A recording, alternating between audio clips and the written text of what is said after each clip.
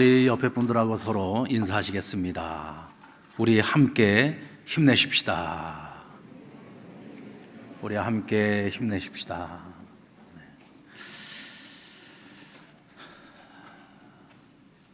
사람이라고 하는 존재는 시간 속에서 살아가는 존재입니다. 시간이 있어서 우리가 있습니다. 또 우리는 그 시간 속에서 살아갑니다. 과거는 지나간 시간이라고 한다면 현재는 내가 지금 현재 살고 있는 시간이고 미래는 아직 살아보지 않은 시간입니다. 그래도 이 시간들 중에서 내가 유일하게 소유할 수 있고 내가 뭔가를 해볼 수 있는 시간은 바로 현재라고 하는 시간인 것 같아요. 그래서 저는 이 과거와 현재와 미래 중에서 우리에게 가장 소중한 시간이라고 한다면 바로 오늘 이 현재라고 하는 시간이라고 저는 생각합니다.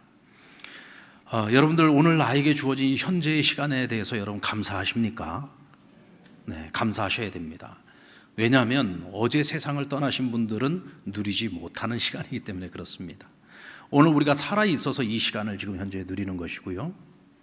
또 지금 현재 내가 살아가고 있는 이 현재의 시간이 남들보다 더 힘들고 고되고 또 어려운 삶을 살아가고 있다고 할지라도 사실은 우리가 살아있기 때문에 그런 고통도 있는 거고요. 또 살아있기 때문에 그런 어려움도 겪는 겁니다. 여러분 무덤에 가보십시오. 무덤에 계시는 분들은요 아무런 근심도 걱정도 염려도 없습니다. 우리가 살아있으니까 그런 근심도 있고 걱정거리도 있는 거죠. 오늘은 우리가 7월의 첫 주일, 지금 맥주 감사주일로 하나님을 예배하고 있습니다. 여러분들 금년 한 해 우리가 처음 시작할 때 이제 이런 코로나 팬데믹 상황이 오면서 다들 이런 생각들을 했을 거예요. 이 또한 지나갈 거고 또 금방 끝날 거야. 뭐 과거에도 늘 그랬던 것처럼 빨리 끝날 거라고 생각을 했을 거예요. 비록 힘들고 어렵지만 견디기 버거운 현실이긴 하지만 이 또한 지나갈 거야. 근데 아직도 안 지나갔어요.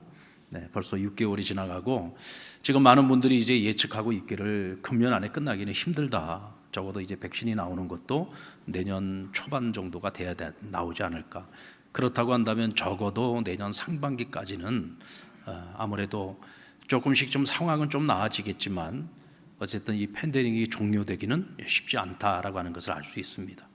아마 한 해 시작하면서부터 아마 이 코로나 때문에 여러 가지 경제적으로나 여러 면에서 직격탄을 맞으신 분들도 계실 거예요. 정말 하루하루를 버티고 견뎌내는 것이 정말 쉽지 않을 만큼 매 순간마다 정말 이 절망과 정말 피 흘리는 싸움을 싸우고 계신 분들도 계실 것이고 또 지금도 그렇게 싸우고 계시는 분들도 계실 것이고 또 앞으로 우리가 견뎌내야 하는 시간들을 또 감수해야 되는 분들도 계실 겁니다. 근데 중요한 것은 어쨌든 6개월을 살고 보니까 뒤돌아보니까 어때요? 그 순간순간은 정말 못 살 것 같았는데 못 견딜 것 같았는데 그래도 잘 견뎌냈어요.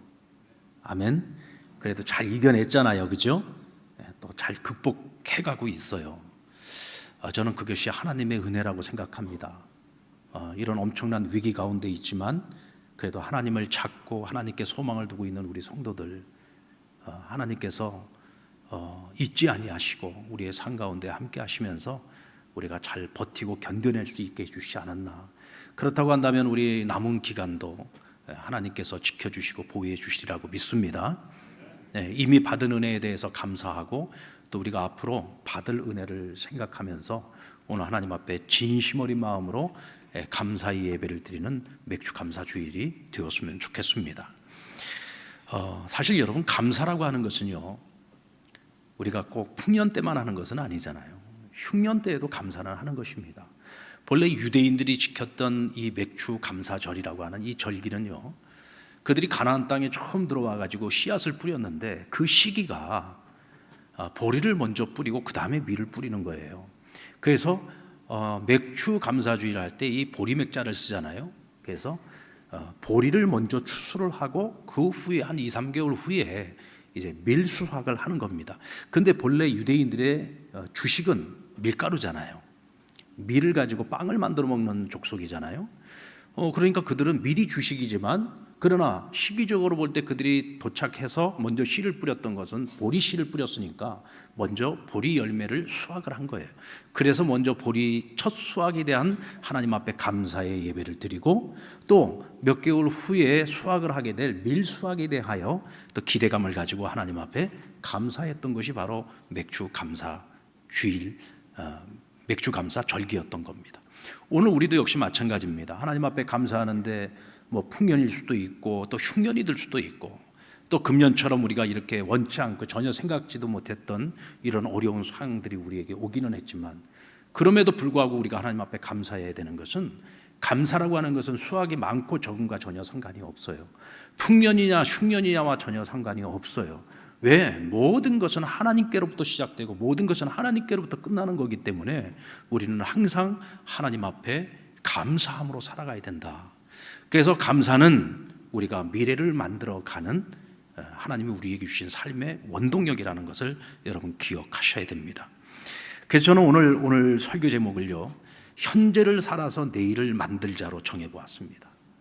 자, 그렇다고 한다면 우리 그리스도인들은 오늘이라고 하는 이 현재를 어떻게 살아야 우리가 보다 나은 미래를 만들 수 있을까? 그것을 오늘 말씀 안에서 우리가 같이 고민을 해보려고 합니다. 자, 오늘 본문의 말씀인 베드로전서는요, 그 기록된 시기가 초대교회, 그것도 로마와 그리고 유대 극렬주의자로부터 가장 핍박이 심했던 시기에 쓰여진 서신이라고 보면 되겠습니다. 베드로는 당시 로마에 있었어요. 이 로마에서 가장 박해가 심했던 네로 시대에 다른 지역, 소아시아 지역에서도 많은 성도들이 이런 고난과 핍박의 상황 속에서 어려움을 겪고 있는 것을 알고 소아시아 교회에 있는 성도들에게 보낸 편지예요. 그래서 이 편지의 내용, 이 주류를 보면은 우리가 지금 이렇게 힘들고 어려운 시기를 살아가고 있는데 우리가 어떻게 살아야 믿는 자로서 부끄럽지 않은 삶을 살아갈 수가 있고 어떻게 살아야 우리가 승리하는 삶을 살 수 있겠느냐 하는 것을 오늘 권면하고 있는 것입니다. 그래서 베드로는 먼저 주 안에서 적극적인 삶을 살라고 말하고 있습니다. 오늘 너희에게 주어진 이 하루하루 현재라고 하는 이 시간을 살아갈 때 너희가 지금 누구인지를 분명히 알라는 거예요. 그래서 주 안에서 적극적으로 살라고 말합니다. 그냥 적극적인 삶을 말하는 게 아니에요. 너희는 주 안에서 살아가는 자들이니까 주 안에서 적극적인 삶을 살아야 된다라고 말합니다. 오늘을 내가 어떻게 살아갈 것이냐를 결정하기 위해서 가장 중요한 것은 내가 누구냐를 바로 아는 거죠. 나는 누구인가? 난 누구에게 속한 자인가? 나는 무엇을 바라보고 살아가는 자인가? 라고 하는 자기 정체성이 분명해야 합니다. 그래서 베드로전서 1장 3절로 4절의 말씀을 우리 같이 한번 읽을까요? 시작. 우리 주 예수 그리스도의 아버지 하나님을 찬송하리로다. 그의 많으신 긍휼대로 예수 그리스도를 죽은 자 가운데서 부활하게 하심으로 말미암아 우리를 거듭나게 하사 산 소망이 있게 하시며 썩지 않고 더럽지 않고 쇠하지 아니하는 유업을 있게 하시나니 곧 너희를 위하여 하늘에 간직하신 것이라. 자, 너희가 누구냐? 너희는 그리스도로 말미암아 거듭난 자들이다. 뿐만 아니라 하나님께서 너희에게는 산 소망을 주셨다. 너희가 앞으로 받을 유업은, 너희가 앞으로 받을 영광은 이 땅의 것이 아니라, 이 썩어질 것이 아니라 영원히 썩지 아니할 하나님 나라를 유업으로 받을 자들이요 하늘의 영광을 받을 자들이다. 그게 누구다? 바로 그리스도 안에서 살아가고 있는 바로 너희다라고 오늘 베드로는 우리에게 말씀해 주고 있는 것입니다. 여러분, 거듭난다는 것이 뭐죠? 우리가 처음 이 세상에 태어날 때에는 부모님들을 통해서 우리가 이 세상에 태어났어요. 그래서 우리는 육체로부터 난 자들입니다. 그런데 그리스도 안에서 거듭난다는 건 다시 태어난다는 얘기잖아요. 우리가 그리스도 안에서 다시 태어날 때는 우리가 육으로 난 자가 아니라 영으로 난 자가 되는 거예요. 그래서 우리는 지금 육체를 가지고 살아가고 있지만, 이 땅 가운데서 살고 있지만 우리는 육에 속한 자로서의 삶이 아니라 영에 속한 자로서 살아가는 거예요. 우리가 지금 이 육체를 가지고 이 땅 가운데, 이 세상 속에서 살아가고 있지만 우리는 세상에 속한 자의 삶이 아니라 하나님 나라, 하늘 시민권을 가지고 살아가는 하늘에 속한 자로서 우리는 살아가는 것이다.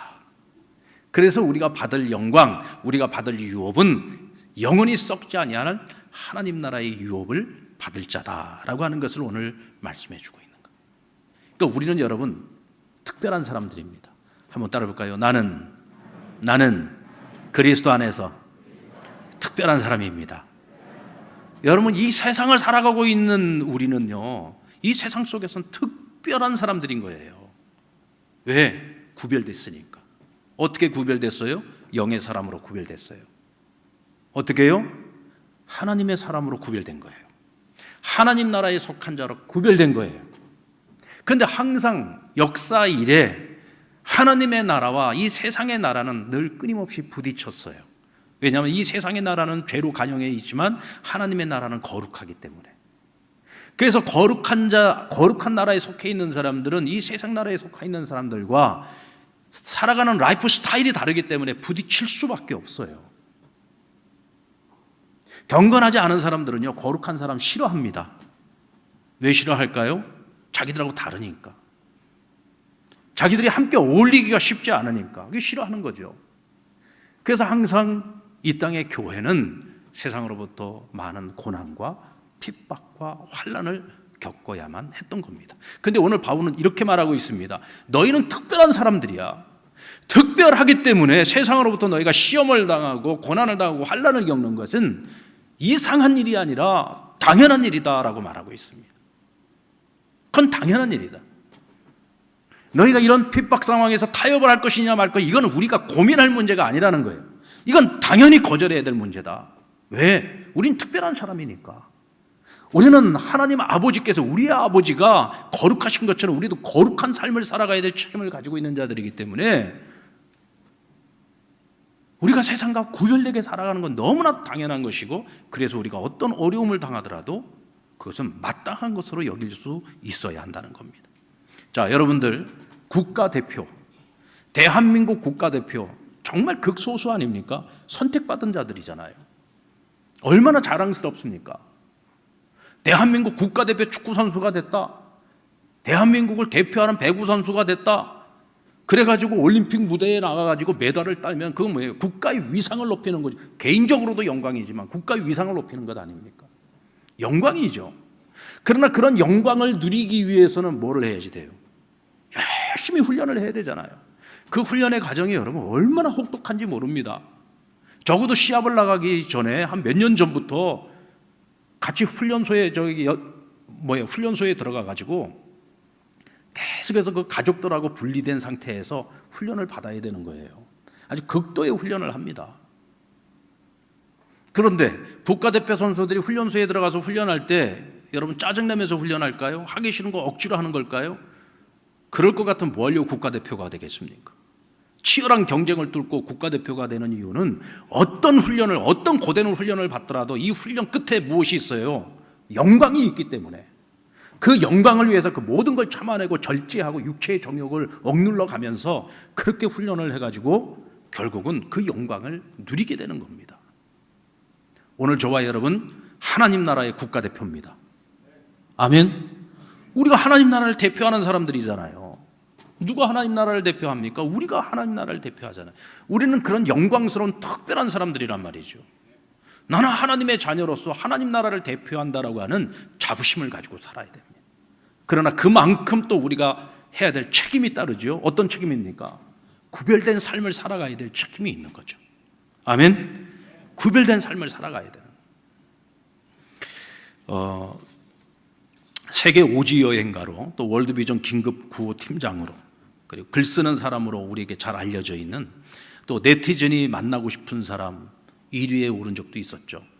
아마 또 아시는 분들은 아실 거예요. 한비아 씨라고 여러분들 아십니까? 네, 그분이 쓴 책인데요. 그건 사랑이었네라고 하는 작은 에세이집입니다. 근데 이 책에 보면은 맨 앞에 첫 번째 글 제목이 뭐냐면 난 내가 마음에 들어. 난 내가 마음에 든대요. 여러분들 스스로 내 마음에 들으시는 분 혹시 한번, 난 내가 마음에 들어. 없습니까? 예, 한 분 계시네. 내가 내 마음에 안 듭니까? 여러분들 아침에 교회 오시기 전에 거울 딱 보시면서 난 너무 내가 마음에 들어. 혹시 그런 분? 한비아 씨가 자기가 난 내가 마음에 든다라고 말하는 걸 가만히 들어보면요, 뭐 남들보다 내가 무슨 특별한 점이 있어서 훨씬 더 잘난 점이 있어서 뭐 난 내가 마음에 든다 그런 게 아니에요. 그냥 소소한 자신의 그런 모습들을 그냥 사랑하는 거예요. 마음에 들어하는 거예요. 뭐 심지어는 이런 것들입니다. 나는 내가 한시라서 나는 자랑스럽다. 내가 한시로 태어난 게 나는 마음에 든대요. 그게 여러분 객관적인 거예요, 주관적인 거예요? 그건 지멋대로죠. 내가 한시라서. 남들은 그거 인정 안 해. 뭐 한시가 뭐 대단하다고. 난 여자로 태어나서 나는 내가 너무 마음에 든다. 나는 58년 개띠라서 난 마음에 든다. 나는 우리 집에서 셋째 딸로 태어나서 난 내가 마음에 든다. 뭐 이런 것들이에요. 나는 내 얼굴이 마음에 든다. 근데 별로 그렇게 썩 이쁘지 않거든요. 객관적으로 볼 때는 뭐 그렇게 썩 이쁘지 않은데 본인은 자기 얼굴이 너무 마음에 든대요.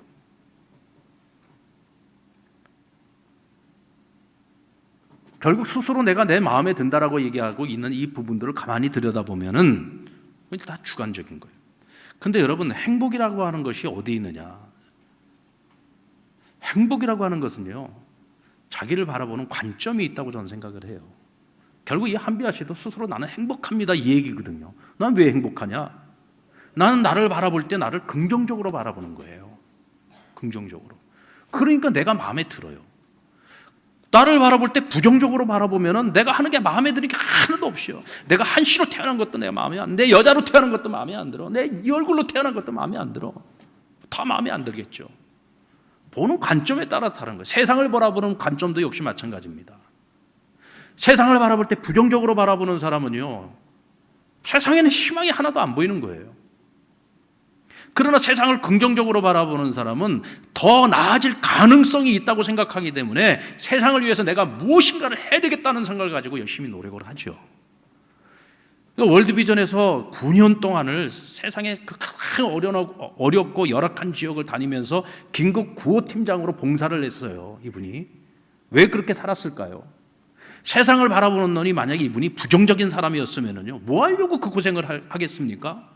희망적으로 세상을 보기 때문에 뭔가 내가 작은 힘일지라도 힘을 보태서 내가 최선을 다한다면 우리가 살아가는 이 지구가, 이 세상이 지금보다는 조금 더 나아지지 않을까라고 하는 희망을 가지고서 자기를 희생하고 헌신하는 거죠. 우리가 가지고 세상을 바라보는 우리의 이 관점이 정말 중요한 거예요. 특별히 오늘 우리는 그리스도인들입니다. 그리스도인으로서 살아가는 우리가 어떤 관점을 가지고서 세상을 바라보느냐. 우리는 하나님의 사람이잖아요. 그럼 하나님의 관점을 가지고 세상을 바라볼 수 있어야 된다. 근데 한비아 씨가 이 책에서 보면 참 재미있는 얘기를 해요. 나는 내가 마음에 드는데 내가 가장 마음에 드는 부분은 어떤 부분이냐. 분명히 인생을 살아가다 보면 인생이 참 힘들고 괴로울 때도 있다. 그러나 인생이 괴롭다고 몸부림치면서 살아가기보다는 재미있다고 호들갑을 떨며 살기로 선택한 내가 나는 제일 마음에 든다라고 이야기하더라고요.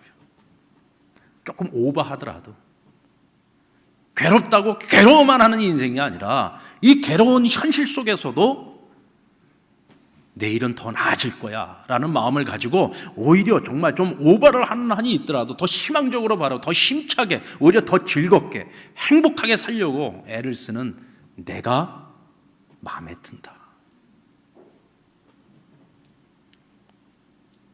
여러분들은 여러분 스스로가 마음에 드십니까? 어떤 내가 마음에 드십니까? 오늘 베드로 사도는 우리에게 한 가지 도전을 주고 있습니다. 당신들은 주 안에 있는 사람들이요, 하나님이 주신 산 소망을 가지고 살아가는 사람들이요, 썩어질 것이 아니라 영원히 썩지 아니할 하나님의 나라를 유업으로 받은 자들이다. 그렇다면 당신들은 세상 사람들보다 거룩한 삶을 살아가야 되지 않겠느냐? 복음에 합당한 삶을 살아가야 되지 않겠는가? 그런 삶을 살아가고자 애를 쓰는 사람들은 그런 나를 만족해하지 않겠는가? 그런 나를 자랑스럽게 여기지 않겠는가? 당신들은 그리스도인으로서 그런 나를 만들어가는 삶을 살아야 되지 않겠느냐고 오늘 우리에게 도전을 주는 겁니다. 맨날 나를 보면서 탄식하고 나를 보면서 나는 왜 맨날 이 모양이 이 꼴이야? 나는 왜 이렇게 발전이 없는 거야? 나는 신앙생활 이렇게 오래 해왔는데도 불구하고 왜 맨날 나는 쇳덩어리야? 나는 왜 이렇게 맨날 후회만 하는 인생을 살아가? 그럼 언제까지 그렇게 살 거냔 말이죠. 정말 오늘보다 내일이 한 걸음 더 성장하고 한 걸음 더 발전해 나가는 모습으로, 그래, 어제보다는 내가 오늘이 조금 더 발전했어. 그래, 나는 그런 나를 사랑해. 난 그런 내가 마음에 들어. 어제보다는 오늘이 조금 더 발전했고 내일은 조금 더 발전할 거야. 난 그런 내가 마음에 들어. 그렇게 살려고 애를 쓰고 노력하는 그런 내 모습을 보면서 하나님 앞에 감사할 수 있는, 여러분, 그런 그리스도인이 되어야 되지 않겠습니까? 여러분, 주 안에서 더 적극적으로 사십시오. 정말 내가 내 마음에 들 만한 그런 그리스도인으로, 언제까지 과거를 돌아보면서 후회만 많은 인생을 살 것이 아니고 매일매일 한 걸음 한 걸음 더 성장하고 발전하는 저와 여러분 되기를 주의 이름으로 축원합니다. 그리고 우리는 현재라는 시간을 살아가면서 하나님께 소망을 두고 살아야 돼요. 우리 21절 말씀 같이 읽어봅시다. 시작. 너희는 그를 죽은 자 가운데서 살리시고 영광을 주신 하나님을 그리스도로 말미암아 믿는 자니 너희 믿음과 소망이 하나님께 있게 하셨느니라. 그리스도로 말미암아 하나님께서 우리로 하여금 하나님을 믿게 하셨대요. 하나님을 믿게 하셨으니까 우리는 우리의 믿음의 대상인 하나님께 소망을 두고 살아가야 되는 거예요. 하나님은요, 하나님 당신의 자녀들이 세상에 소망을 두고 사는 것이 아니라 하나님께 소망 두고 살기를 원하신다. 세상 사람들은요, 누가 시키지 않아도 세상에 소망 두고 살아갑니다. 근데 우리는 달라야 된다는 거죠. 우리는 하나님께 소망을 두고 살아야 돼요. 근데 믿는 자들 가운데서도 보면은 하나님께 소망 두지 않고 자꾸 세상의 것에 소망 두고 살아가는 이들이 많이 있어요. 왜 그럴까요? 세상의 것들은 눈에 보이거든요. 근데 하나님 나라의 유업은 눈으로 보이질 않아요. 믿음으로 우리가 완성해 가야 하는 하나님의 약속인 거예요. 그러다 보니까 사람들이 하나님을 믿으면서도 하나님께 소망을 두는 것이 아니라 자꾸 눈에 보이는 세상에만 소망을 두고 살아가려고 하는 거죠. 20세기 최고의 종교 화가로 불려지는 조르주 루오라고 하는 분이 있습니다. 20세기 최고의 화가였습니다. 근데 이분이 그림을 그렸던 그 시대는요, Death of God, 하나님은 죽었어. 이게 그냥 상식적으로 통했던 그런 시대였어요. 근데 그런 시대에 종교 화가의 길을 걸어간다라고 하는 것은요, 세상적으로 많은 것들을 포기해야 되는 길이었습니다. 그는 본래가 수도사의 길을 걸어가고 싶었던 사람이었는데 결국 그 길을 포기하고 그림으로써 어떤 수도의 길을 걸어가는 그런 화가였습니다. 그러니까 우리나라에서도 이분의 그런 그 화풍을 영향을 굉장히 많이 받은 화가가 있죠. 여러분들이 잘 아는 화가인데 이중섭이라고 하는 화가를 여러분들 알 겁니다. 한번 우리 그림을 한번 좀 보여주세요. 이중섭 씨의 그 황소라고 하는 그림인데요. 또 우리 루오의 그림을 한번 좀 보여주시죠. 네, 루오의 그림. 이게 보면은 여러분들 잘 모르겠죠. 뭐가 닮았는지. 네. 이 루오의 이 그림에 그 이중섭 씨가 굉장히 영향을 많이 받았다는 거, 무엇을 보고 알 수 있느냐면 그림의 선이 굉장히 굵어요. 사람의 얼굴을 그려도 보면 선을 굉장히 굵게 그려놨습니다. 그게 왜 그러냐면 루오가 어렸을 때부터 신앙생활하고 늘 교회에서 자랐기 때문에 이 교회의 이 스테인 글라스를 보고서 자란 거예요. 이 스테인 글라스에 보면은 굉장히 선이 굵잖아요. 그래서 보면 그림이 굉장히 선이 굵습니다. 근데 이 루오가 평생의 그림을 그리면서 그는 한 가지 소망을 가지고 그림을 그렸다고 합니다. 어떤 소망을 가지고 그림을 그렸느냐? 나의 그림을 보는 사람들이 감동을 받아서 정말 예수님을 믿고 싶을 만큼 감동적인 예수님의 초상화를 그리는 것이 나의 유일한 소망이다. 그래서 아까 여러분들 그 그림 보셨지만은 거기에 보면 예수의 자화상이 있어요. 예수상이라고 하는 이름을 가지고 있는 그림이 있습니다. 그러니까 보면은 그의 그림에는 어린 시절에 워낙 빈민촌에서 어렵게 살아가지고요, 거기에 막 세상의 밑바닥 인생들을 주제로 한 그림들이 많이 있는데, 항상 모든 그림에 하나님의 시선으로 그들을 바라보고 있는 그런 마음이 담겨져 있어요. 근데 그가 그린 그런 모든 그림들의 목적이 뭐냐면, 내가 그린 그림을 보고 사람들이 예수님을 믿고 싶은 마음이, 예수님을 따르고 싶은 마음이 일어나도록 만드는 그런 그림을 그리고 싶다는 거예요. 오늘 이 세상을 살아가고 있는 우리 그리스도인, 오늘 저와 여러분에게는 어떤 소망이 있습니까? 그는 그림을 그리는 것이 그에게는 은사였다면 오늘 우리에게는 어떤 은사가 있습니까? 하나님이 우리에게 주신 어떤 재능이 있습니까? 오늘 우리가 살아가는 내 삶의 어떤 과정을 통해서, 내 삶의 모습을 통해서 많은 사람들이 저 사람 예수 믿는 거 보니까 나도 저 사람처럼 예수 믿고 싶다. 내가 살아간 내 삶의 목적, 내 삶의 소망이 많은 사람들에게 예수의 향기를 풍길 수 있는, 나도 그런 사람이고 싶다. 오늘 우리가 이런 소망을 가지고 살아간다면 우리의 삶이 훨씬 더 거룩해지지 않겠습니까?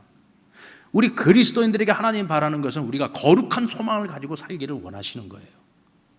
만약 그리스도인으로서 이런 소망이 없이 살아간다고 하면 우리 삶이 너무 무의미하지 않겠습니까? 그저 예수 믿어서 하나님 우리 좀 잘 먹고 잘 살게 해주세요, 하는 일이 잘 되게 해주세요, 이거는 여러분 세상의 다른 종교에서도 다 하는 일입니다. 자기들이 믿는 신에게 찾아가서 복채 내고 헌금 내고 나 좀 잘 살게 해달라고, 우리 집에 건강시켜달라고, 이런 건 어느 종교에서나 다 할 수 있는 거죠. 그러나 성경이 우리에게 말하고 있는, 하나님 우리를 택하신 이유는 그게 아니잖아요. 오늘 우리가 이 세상과는 다르게 구별된 삶을 살아감으로써 우리의 삶을 통해서 하나님의 영광 드러내고, 우리의 삶을 통해서 정말 나도 예수 믿고 싶다, 저도 그런 도전을 줄 수 있는 그런 삶, 구별된 삶, 이것이 오늘 우리의 소망이 되어야 되지 않겠느냐라고 베드로 사도는 오늘 우리에게 권면하고 있는 겁니다. 여러분, 오늘 우리에게 주어진 이 현재의 시간을 어떻게 살아갈 겁니까? 그저 늘 뒤돌아보면서 나는 왜 맨날 이렇게 믿는 자로서 합당치 못할까, 이게 후회만 하면서 살아갈 겁니까?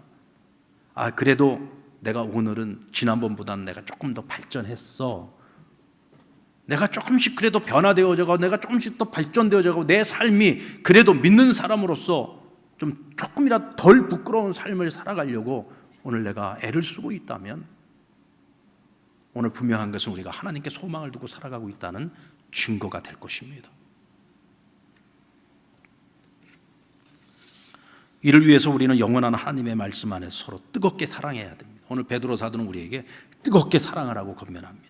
우리 24절 말씀 같이 한번 읽어볼까요? 시작.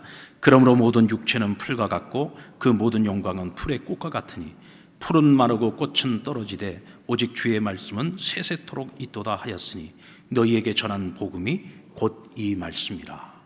여러분, 세상에 존재하는 모든 것들은요 마치 풀과 꽃과 같습니다. 여러분, 풀과 꽃이 어떻습니까? 금방 폈다가 금방 다 지는 것들이잖아요.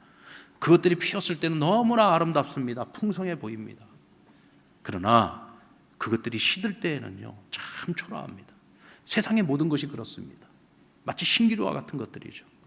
내 손에 잡은 것처럼 보이는데 어느 순간에 보면 다 빠져나가고, 뭔가를 이뤄놓은 것 같은데 나중에 뒤돌아보면 다 허전하고 허무하고, 그게 세상의 것들이죠. 마치 풀과 꽃과 같은 것들이잖아요.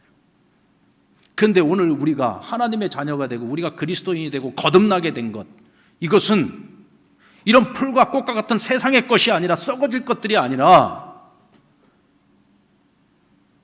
영원히 있는 알파와 오메가가 되시는, 영원히 사라지지 않는 하나님의 말씀으로 우리가 하나님의 자녀가 되었다, 산 소망의 사람들이 되었다라고 말씀하고 있는 거예요. 영원한 하나님의 말씀이 오늘 저와 여러분을 있게 한 거란 말이죠. 아멘. 영원한 하나님의 말씀으로 오늘 우리는 하나님의 사람이 되어서 이 땅 가운데 과거, 현재, 미래의 삶을 살아가는 사람들이 아니에요. 이제는 우리는 어떤 시간 속에서 살아가는 사람들이냐, 이제 영원의 시간을 살아가는 사람들. 우리가 예수를 그리스도로 믿는 그 순간서부터 우리는 영생이 주어진 거예요. 우리는 영원의 시간을 살아가는 거예요. 그 영원의 시간 속에서 오늘 이 현재는 그 한순간에 불과한 거죠. 그래서 이 영혼의 시간 속에서 이 하루, 이 한순간을 살아가기 때문에 우리는 더 가치 있게 살아가야 되는 것인데, 그럼 우리가 어떻게 이 한순간을 더 가치 있게 살아갈 것이냐? 베드로 사도는 우리에게 이렇게 권면합니다. 뜨겁게 사랑해라. 자, 단도직입적으로 여러분에게 한번 묻겠습니다. 여러분들 그리스도인으로서 지금 행복하십니까? 여러분 정말 지금 행복한 삶을 살고 계십니까? 혹시 오늘 이 중에 나는요 행복하지 않습니다 라고 생각하시는 분이 계신다면 그분은 지금 사랑하지 않기 때문입니다. 사랑하는 사람은요 행복합니다. 뭐 그게요 뭐 가진 게 있고 없고 뭐 환경이 뭐 어떻고 저쩌고 이런 거 상관없어요. 지금 내가 누군가를 사랑하고 있다면 그 사랑하는 대상이 하나님이 되었든 그 사랑하는 대상이 사람이 되었든 어쨌든 내가 지금 사랑하는 삶을 살아가고 있다면, 내 안에 뜨거운 사랑이 있다면 그 사람 행복한 거예요. 사랑하는 그 순간순간이 행복한 거죠. 아무리 많은 것을 가지고 있고 많은 것을 누리고 있어도요 뜨거운 사랑이 없으면은요 그 사람 불행합니다. 행복하지 않아요. 여러분 누구를 사랑하실 겁니까? 우리를 위해서 하나밖에 없는 독생자를 희생하셨던 하나님 아버지, 우리가 그분은 사랑해야 되는 거 너무나도 마땅한 거고 당연한 거잖아요. 근데 하나님을 사랑할 때도요 어떻게 사랑하라고요? 뜨겁게 사랑하래요. 미적지가 이거 뭐 믿는 건지 안 믿는 건지도 모르게 그렇게 사랑하지 말고 뜨겁게 사랑하래요. 뜨겁게. 그 여러분들 지금 뜨겁게 사랑하잖아요. 저 얼마나 뜨겁습니까? 지금 마스크 쓰고 있어가지고 막 뜨거워 죽겠죠. 지금 막 입김은 계속 나오고 막 뜨거워 죽겠잖아요. 사실 저는 말씀 전하면서도 여러분들한테 좀 죄송해요. 난 마스크 벗고 있으니까. 우리 이제 앞에 찬양 시간에 앞에 앉아가지고 마스크 쓰고 찬양하려니까 찬양을 하는 데는 힘들어요. 축축해져요. 왜냐면 계속 입김이 나오니까. 그런데 지금 뭐 예배 시간 내내 이거 마스크 못 벗고 계속 쓰고 있는 게 이게 얼마나 힘든 일이에요. 하나님 사랑하지 않으면은 굳이 이러지 않죠. 하나님 사랑하지 않으면은 그냥 편하게 마스크 안 쓰고도 뭐 예배 드릴 수 있잖아요.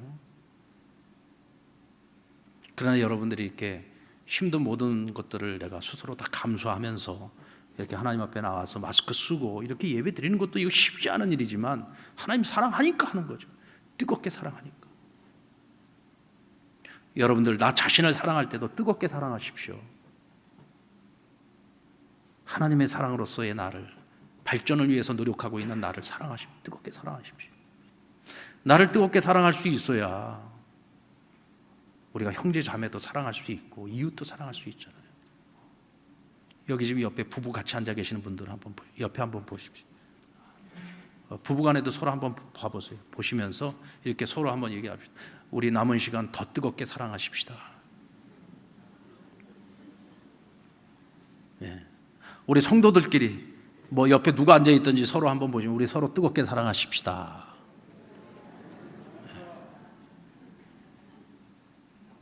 그 미지근하게 사랑하지 말고 뜨겁게 사랑하십시오. 보니까 하나님은요 이게 참 뜨거운 거 사랑하시는 것 같아요. 뜨겁게. 이웃을 사랑할 때도 뜨겁게 사랑하시고, 사랑을 필요로 하는 사람들을 찾아가서 뜨겁게 사랑해 주십시오. 여기에 여러분 생명의 역사가 일어납니다. 뜨겁게 사랑하라고 말씀해요. 뜨겁게 사랑하면서 살아가는 사람들은 오늘 현재라고 하는 이 시간을 절대로 헛되게 살지 않아요. 내게 주어진 마지막 시간이라는 마음을 가지고 최선을 다합니다. 뜨겁게 사랑하며 뜨겁게 살아가십시다. 그러면 우리에게 다가오는 내일은 보다 밝은 모습으로, 보다 희망찬 모습으로 우리를 맞이해 줄 겁니다. 사랑하는 여러분, 오늘 우리가 지금 행복하지 않다면 이 세 가지 이유에 다 걸릴 거예요. 아직도 내가 누군지 몰라. 아직도 내가 더 나은 나를 만들어가기 위해서 노력하지 않고 있는 거예요. 아직도 나는 여전히 세상에 소망 두고 살기 때문에 그래요. 여러분, 세상에 소망 두고 사는 사람은 절대로 행복할 수가 없어요. 왜? 세상의 소망은요 만족이 없어요. 하나 가지면 둘을 갖고 싶고요, 한도 끝도 없어요. 하나님께 소망 두고 살아가는 자만이 만족이 있어요. 그리고 사랑하지 않기 때문에 그렇습니다. 여러분 사랑하십시오. 그러면 오늘의 현재는 더 나아질 거고 미래는 더 나아질 겁니다. 이제 우리가 남은 기간 앞으로 6개월 그리고 앞으로 우리가 주님 다시 오시는 그날까지 하나님 우리를 부르시는 그날까지 우리의 남은 날들을 살아갈 때 여러분 뜨겁게 사랑하며 살아갈 수 있는 저와 여러분 되기를 주의 이름으로 축원합니다.